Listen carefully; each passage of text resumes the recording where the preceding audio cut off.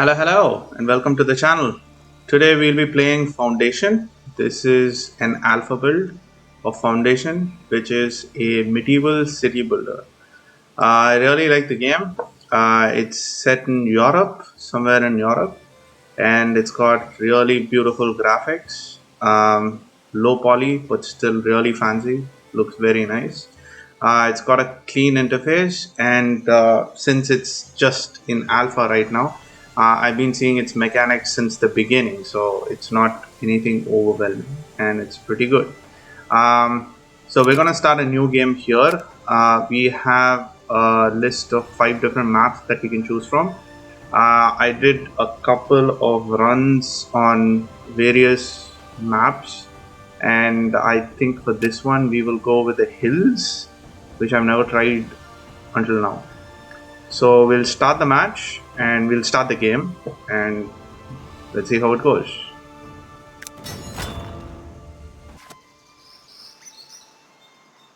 Yeah, it's pretty ridiculous. I said we'll start the match. Clearly tells you that I'm not one to play sports, because you don't call this a match. This is a game. That's quite obvious. So this is where we start. This is the map. Yes, I am a little bit colorblind, but oh my god, the colors look beautiful. Most of the maps that I've played so far has water. They've got a river or a pond or a lake. It's not that you necessarily need it. This map doesn't seem to have one, which is fascinating.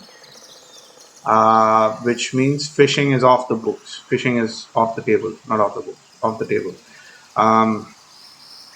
Alright, so we can choose any of these hexagons. Yeah, hexagons. And the starting location typically has 3 resources. You've got stone, you've got berries, a berry bush, and you've got some trees. I don't know which would be the best starting location here, so let's just go with this one. And as soon as you start, you can see that it prompts me to build a village center. So we'll go here to the right top, and there are 3 types of buildings. This is the building menu. They call it the build public buildings menu, I guess. So there are 3 types of buildings. You've got general buildings, monuments, and decorations. You need to build a village center before you start. This is your rally point for your villagers, your serfs.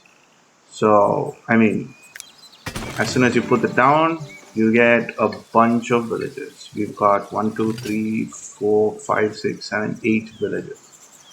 So, yes, yay, quest completed. We have completed building a village center. So, our next quest is to build a lumber camp. A lumber camp obviously is used to cut wood. As it says here, it produces wood. The upfront cost is 20 gold, and we need 5 tools to build it. The maintenance cost is 5 gold. We can see our gold over here, which is 450 out of 500. 500 is the total storage. If you earn any more gold than 500, obviously it overflows. So that's why it's 500, 450 over 500. So let's build a lumber camp. We can build it anywhere we want. I am going to build it here. No, I'm going to build it here, inside this little forest grove. So one of the most pretty things in this game is how the roads are created. So before that, let's go to the villager list. We open the villager list at the bottom left. We have all of our villages here: Helene, Baptiste, Rupert, Theodore, Victoria, Mary, John, and Herman. So we can assign jobs to them by clicking on them. So let's make a couple of them builders. So we've completed another quest, which is to assign a builder. And yeah, so coming back to the roads, in any city builder that we used to so far, the roads are pretty central in your planning process, because you lay out the roads in a grid most often, is what I like to do, and then you build around the roads. Any building you drop on the roads. Some buildings you don't have to drop on the roads, but Still, most of the buildings you need to drop on the road or close to the road. In this game, the roads are not the central part of the city building process. It's the buildings themselves. As people walk to and from the buildings, they make the roads. The more somebody walks on a particular path, it becomes a road, and they follow the roads when subsequent buildings are built. So if I were to zone houses here, the houses would pretty much follow the roads, and they would not build across the road in some crazy fashion. So getting back to the game, we can see our resources up here next to the gold. We've got wood, 40 wood, we've got tools, 15 of them, and we've got berries, 10. But we will very quickly need more berries. So let's build a gathering hut next to the berry bushes. And let's also build a stone cutter camp right next to the stone. Now it's not enough if you just build these. It's not like Age of Empires where you build a building and assign the villagers and they go and start working on it. Let's assign the villager first. We assign Victoria to be a woodcutter, woodcuttress, if you may. And we need to assign what's called an extraction area. Now, an extraction area is an area where they would harvest the resources from. They would extract the resources from. So we're basically saying that all of these resources in this blue area can be extracted. So Victoria is going to go up and cut a tree from the blue zone. We need to have an area for the berries as well, and we need to have an area for the stone. Brilliant. We can extract all the resources we need right now. There's another zone called Forbidden Zone. If I lay down a Forbidden Zone, people would not use it for anything, not even walking. I don't want to do it right now. There's no need for us to do it, and yeah, I kind of like these roads, so let's not mess with them. Let's not create any more angles than we need. So right, so that's what we've done. We've laid down the basic systems. We've laid down the basic necessities. We're waiting for the builders to come and build. They're waiting for a builder at the very gathering hut. We can prioritize the building. Let's do that and increase the speed. Let's speed 1. That's atrocious. So we have, who do we have? Baptiste. Baptiste is assigned to constructing the berry gathering station thingy. And he's almost done. And let's assign Rupert to be a berry gatherer. Forager it is. And yeah, that's the only building, so we don't need to prioritize anything. But once they finish that, who is that? Helene. Once Helene finishes the stonecutter camp, we can assign, she has. So let's assign Herman to be the stonecutter. As you can see, we've got Mary and John who are doing diddly squats. They are just waiting for us to give them something to do. What shall we give them? We need to build more buildings. So let's go ahead and, there is a new quest. We need to build a granary. We need to build a granary because there is a specific route that products take here. You cannot reach berries to the people without a granary. So let's build a granary close to the gathering hut. And once that's done, we will need to assign a transporter who would work at the granary, and he would go to any place which produces something that can be stored in a granary, and he would bring it to the granary. Pretty simple. Once we're done with that, we will need a market. So let's preempt that, and let's go ahead and build a market. Now, these are editable buildings. Editable buildings are one of the most beautiful things in this game. An editable building it's a building that you can expand in the future and you can customize it. Market is one of the simplest editable building. As you can see, there are 3 different types of stalls. You've got food, you've got goods, sells clothes and stuff, and you've got a luxury stall. Sells luxury and luxurious food resources. I'm assuming something like wine. You've got decorative pieces, blue tents, for example, green tents and red tents, and you've got stall signs, you've got barrels, you've got benches, you've got fences, whatnot. Let's just put down a very simple food store for now, and maybe a stall sign, food stall sign. Yeah, let's do that. So now if you notice, it says 10 wood here, right? Each, like for example, when I select something, it tells me how much wood it needs. This needs 10 resource, 10 wood to be built. So if I select this, I will need 10 wood and 5 cloth. I don't have cloth right now, so that's why I'm not going to build the tent. We can build a stall sign which needs 0.5. I'm going to call that production. I am not sure if I have that right now, but what the hell, let's go ahead and try and drop it down. I should have it. I should get it before. And brilliant. Now that we're done here, the total cost is going to be 10 wood, and there is no upfront cost.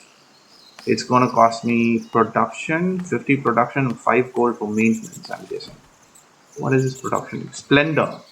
It's going to cost me 0.5 splendor. Anyway, let's start construction. So we can see somebody's working there. That's good. Herman is doing his job of cutting the stone. So, alright, brilliant. We've finished the granary. So let's go ahead and assign a transporter. John's the transporter. We need to fill one of the slots with berries. So now John would go back and forth between the gathering hut and the granary and fill it up with berries. He's taken the long route. He's going all the way around. Could have just gone in this way. But no, that's not how John works. John works in mysterious ways. Alright, now that the market is done, we can sell berries at the market. And let's go to part and let's assign Theodric to man the stall. Now Theodric is the guy who's gone up to the... Yep, he's the guy who went up to the granary and he picked up some of the berries. Picked up all of the berries actually. And he's brought them back here. There are 29 berries now at the stall that people can go and buy, which they are doing. That's supposed to increase happiness. So here we have happiness. Oh, let's see. There's another quest. Wants us to build a market. Too late. Already done. Let's get a well too. At this point, I am not sure if the well is absolutely necessary. But there are future buildings which would definitely need a well. Especially for making bread, you need water. So they need to have a source of water nearby. So yeah, right now I think this is just one of those quest things that you need to check off.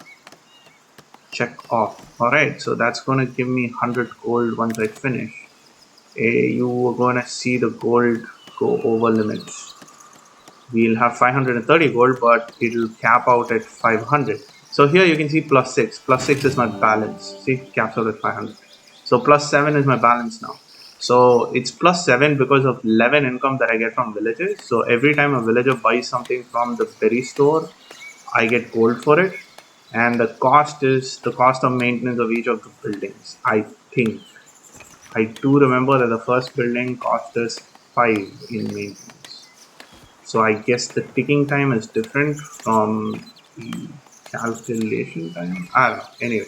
So there's a new quest. It is to increase my population. So I need to assign a job to all my villages. 7 upon 8. Let's see which resource needs some work. Stone needs some work. So let's assign Mary to do some stone. And out of 2 people who were passing by, 2 have decided to join us. So that's another thing which happens. From the periphery of these lands that we call our home, people will often, they'll be walking from one place to another and they'll hear about our village and they'll think it's really nice for them to come up and join us. So they would come up and join us. And 2 people were passing by and they really liked the 100 happiness, so they decided to join. Our list of serfs will not list these 2 people. We started with 8 and it's still 8. It will only increase or tick up when the villagers make it to the village center. Until then, this would be 2. So I think that's those. So there, 9, 10. We've got 2 new people. The splendor of your village has unlocked a new tier of unlockables. So let's see what they are. We have a house, we have a rustic church, and we have a lord manor. Ooh, a new zone is available. Residential zone.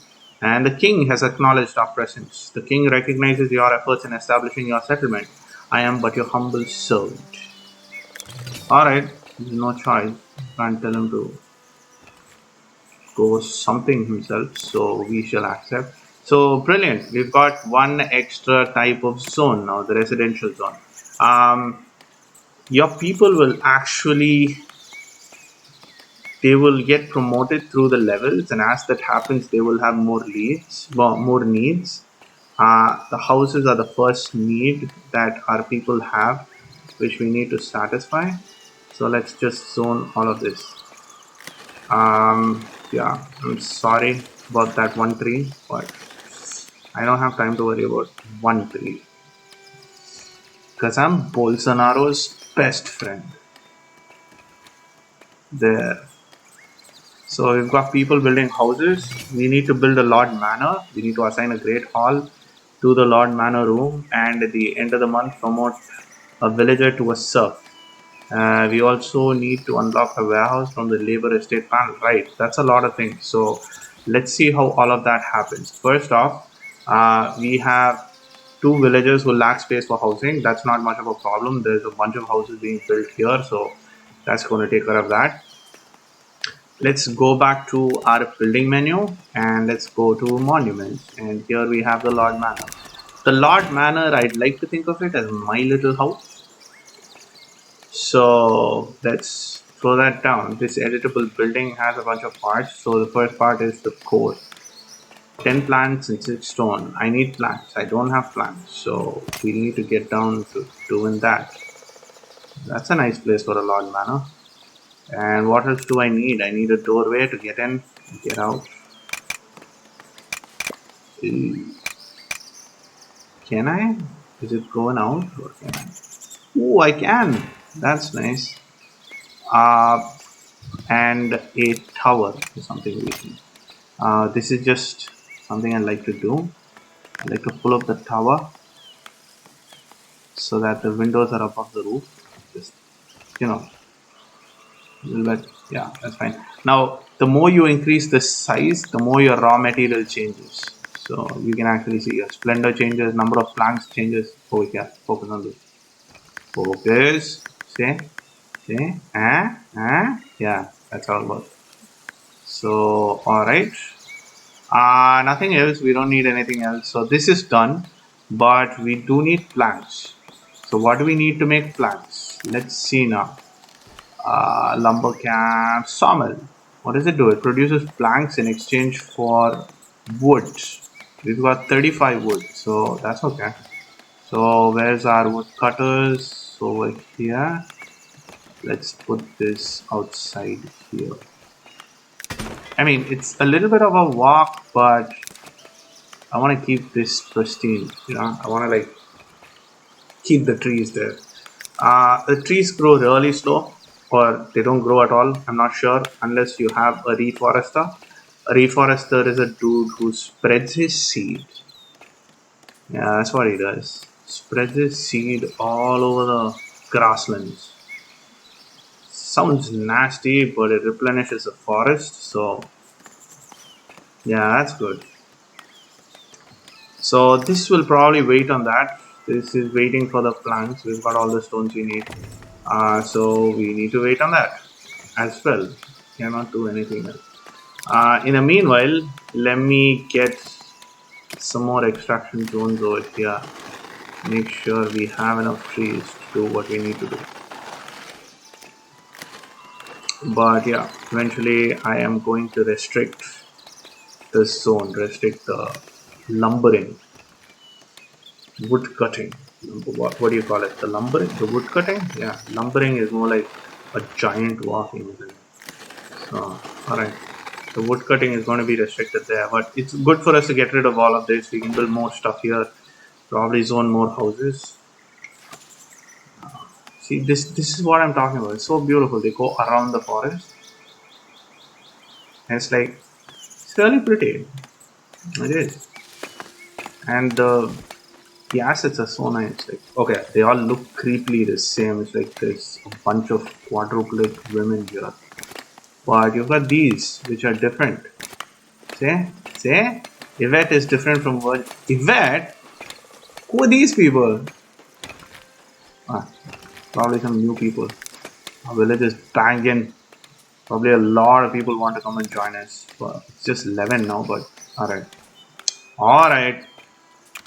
Let's add Virginia and let's assign Yvette to be the sawmiller. Virginia is at the lumber camp. So we need to complete the Lord Manor to finish the quest. Now, this is probably not going to take that long, but still this gives us a little bit of time to go over the UI that we have. So you can see here, this is where all of our resources are listed. We've already seen the gold. Let's go a little deeper into the finances. You've got two types of income and cost. You've got the village and you've got the trade. Uh, it's you can look at it as domestic. Anything that happens inside the city, any income you make inside your not city, the town, you make inside the town goes to your village, and any goes to the village. So anything you make inside your village, fine. And anything you do outside goes to trade. So you can import and export, which is why you have income. Brilliant. One more person has joined us. Has decided to join us. Maybe he'll come here and turn away. No, that doesn't happen. Sure. Coming back to this large bar, it has a list of all the resources that we currently have or produce. We produce wood. We've got 33 wood in storage. Most of that is inside the sawmill. Yeah, all of that is inside the sawmill because we don't have a warehouse. And then, but you don't need it. Actually, so, wait, this is the woodcutter's house. This is the lumber camp. This is the sawmill. Excuse me. Most of it is inside the lumber camp, but you can store some of it inside the sawmill. I don't know what the actual capacities are because I don't read update notes or patch notes, but yes, you can have a little bit of it in these buildings. If there's any surplus that you want to store, you need to build a warehouse, which we'll come up to a warehouse pretty soon. And then we've got tools. This is part of the leftover tools that we started with. We've got 10 more left. As we keep going, the more buildings we build, especially manufacturing buildings and industrial buildings, we will need tools. So we have to trade them. I have not played a game so far where I could make tools on my own. And then you've got berries. Of course, we've got berries. They're running a little short. So I'm going to assign Marie to go ahead and get some berries too. We've got stone, 31 stone. There's two people doing that, so not to worry. And then we've got planks, which nobody's producing anything because Yvette's lazy. No, wait, she's produced two. Oh, cool, sweet. And they're being taken here. Yeah. Oh, she's produced 14 plus 4. That's 18. That's a lot. Way to go with that. Way to go. So these are the resources. We've got a happiness counter here. Happiness depends on a lot of things. There are needs that people have and how you get those needs to them. There's a lot of stuff there. And then you've got your population. We've got 4 newcomers and 8 serfs. There is a promotion system, so your serfs become citizens, I want to say. Yeah, we'll come to that. And then you've got a warning window. This will give you warnings. You can keep it at high or you can keep it at low. Low will give you all sorts of nonsense which you don't want bothering you. So, and then you have a village information window. You can set immigration here if your house needs to upgrade, like if it can upgrade on its own. If it can upgrade with density, you need materials to upgrade the house, but it's not like Anno where you need gold to upgrade each house. Or, I mean, you need resources, which is gold is a resource, and other resources are resources too. Anyway, so let's call this something. What shall we call this? What shall we call our village? Let's call it First, because this is the first village, right? Then we go to the bottom left. We've got a timer. We've got the day, month, and we can basically pause and set the three speeds. Then we've got a villager list. You can see all your villages here. You can assign villages. their jobs here, or you can go click on the building and assign them jobs. You've got a workplace list, all the workplaces and how many people they have working there. You've got a desirability which comes in later. Actually, oh sweet, you can get iron, which basically means you can make tools on your own. Brilliant. And you've got the zones. So this is for you to keep the zones here and look at them so you can plan your city much better. You've got the territory boundaries. So right now we've got just this one territory. You can toggle it off for a much more immersive experience. It looks really pretty this time, but yeah, let's take it off. And you've got help, which has some basic help tips and links which will like show you how you can get stuff done with screenshots and whatnot. So yeah, it's a waste of time me going through all of this because you've got that. I should have just pointed you to that and shut my mouth, but I'm trying to learn the art of verbal diarrhea, so excuse me. And on the right, top right here, you've got a bunch of stuff. We've already seen the development zones and the zones, basically zoning. We've seen the buildings, at least you've seen part of it. Oh, sweet, that's the forester camp.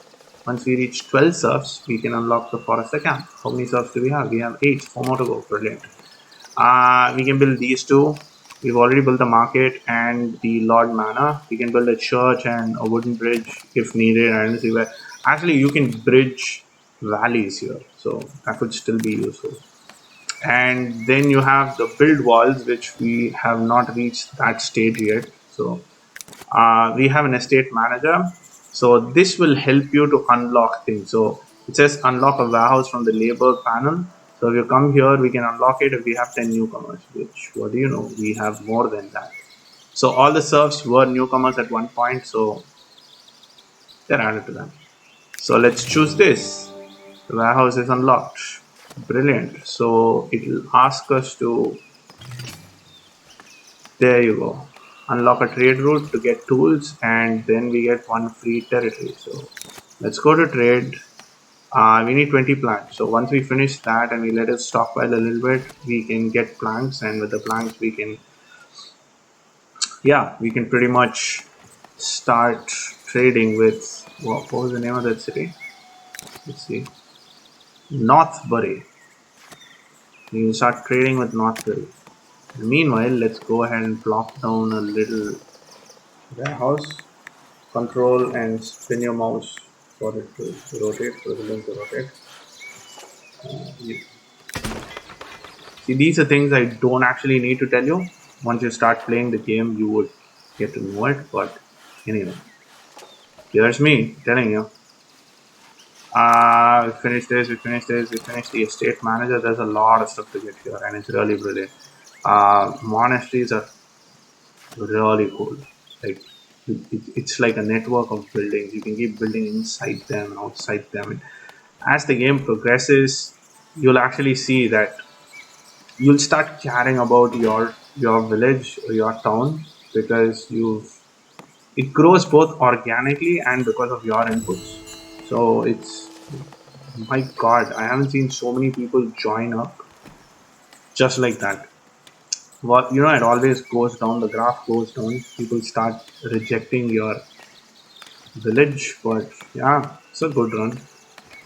It's not like it's going to break the game. It's not like Banished, where there's one bad winter and then everybody dies out, or all the women die and there's no more making babies, or everybody's a child, then there's no more. I don't know what happens when everybody's a child. They die because it's banished, but I don't know how. You've got an army manager. We'll get to that later. Once we get a keep, you can see how that works. And then we've got a territory. So once we finish getting the trade route, we can unlock a territory. See how it says 500 gold to buy this land. Once we unlock the trade route, we will get that for free. We'll say it's free. So yeah, that's that. And then you have the budget, which is just a much more deeper view into where money is coming from and where money is going. So right now we're spending 60 on expenses. For last week we spent 60 on expenses, and the villagers consumed 135 gold worth of berries. Now that changed because the week changed. So yeah, we made a total of 35 net profit. Sweet. The manor is done, which means we can assign rooms. So the first thing we want to do is a great hall. So that will be the main hall. The wooden tower can be the treasury. As soon as we make it the treasury, it gives us more gold capacity, 450 more. So we have 531 gold right now. So the gold won't overflow from the cup. Alright, so woodcutters don't have enough resources. So let's zone some more extraction zones for the woodcutters. Let's just take all the wood. And yes, because we have. Alright, so the warehouse is complete. So we're just assigning stuff for the warehouse. Let's have a place for plants. And let's have a place for tools. We need to export and import. So if we go here, we can see, oh, we need 20 plants. We still don't have that. Alright, just a matter of time. In the meanwhile, let us. What were we gonna build? We were gonna build something else, weren't we? Weren't we? What were we gonna build? Church? Fence? A sheep statue? No. Oh, we were gonna unlock. We want to unlock a territory. So now we can unlock a territory. We can do this, this, this. Ooh, look at the berries. We got 2 bushes. Love myself some bushes. But do we actually need so many berries? Are we gonna forage much longer? But we don't get fish, so we need to get into uh, making bread as soon as we can.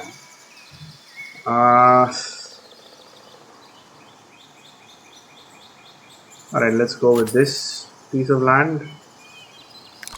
So now this is our village, so we can build here as well. Let's expand the housing area a little bit.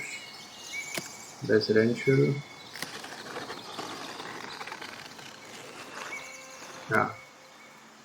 Not that they need it, because you can see there's so much more space here. They can fit a couple of more houses. Not like anybody needs the houses. But if you do, there's space, go for it. So you can see how I built the Lord Manor in the middle of the road. So now they're starting to use the road around the manor. So these are the things I'm talking about. It really makes it look good. This is a shitty tower, isn't it? Can't even see over those trees. Like, well, I guess it can look down in this direction. Look at the oncoming hordes. Isn't that what the tower is for?